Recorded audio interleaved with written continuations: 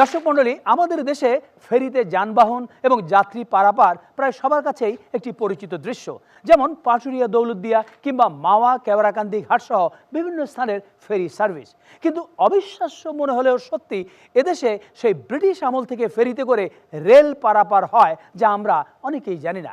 এই অজানাকে জানার জন্যই আমরা ইত্যাদি টিম নিয়ে গিয়েছিলাম জামালপুরের দেওয়ানগঞ্জ বাজারে বাহাদুরাবাদ ঘাটে। ঐতিহ্যবাহী এই বাহাদুরাবাদ ঘাট থেকেই গাইবান্ধার ফুলছড়ি উপজেলার বালাসী ঘাটে ফেরিতে করে পারাপার হচ্ছে ট্রেনের বগি। আর সেজন্য এইসব ফেরিতে তৈরি করা হয়েছে রেলপথের আদলে রেল লাইন, এবং ভূমি থেকে ফেরিতে ওঠার জন্য নির্মাণ করা হয়েছে রেলপথ।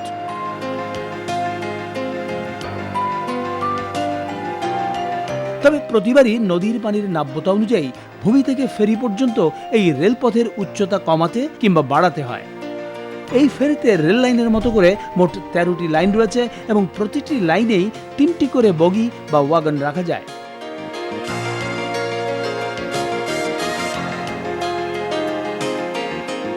এই ফেরির যাত্রা শুরু হয় সাবেক আসাম বেঙ্গল রেলওয়ের নিয়ন্ত্রণাধীনে 19বিংশ শতাব্দীর গোড়ার দিকে।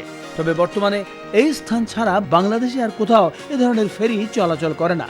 প্রতি বছর নাব্যতা সংকটের জন্য কয়েক মাস এই ফেরি পারাপার বন্ধ থাকে। বিশেষ করে বর্ষার পরে নদীতে পানি কম থাকে, যার ফলে আমাদের ফেরিগুলো চলতে পারে না।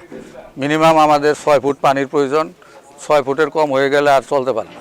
রেলওয়ের পূর্বাঞ্চল এবং পশ্চিমাঞ্চলের মধ্যে যোগাযোগ অব্যাহত রেখে রেলপথে পণ্য পরিবহনের ক্ষেত্রে এ ধরনের ফেরি অত্যন্ত কার্যকর ভূমিকা রাখে।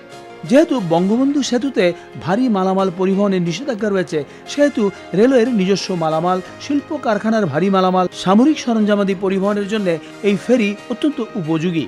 এখন যদি ড্রেজার দিয়ে যদি আমরা এই রাস্তাটুকু খননের ব্যবস্থা করতে পারি, তাহলে ইনশাল্লাহ এটা আমরা কন্টিনিউ চালাতে পারবো, 12 মাসই চালাতে পারবো। এটা ব্যাপারে কর্তৃপক্ষেরা সিদ্ধান্ত নিতে পারবে।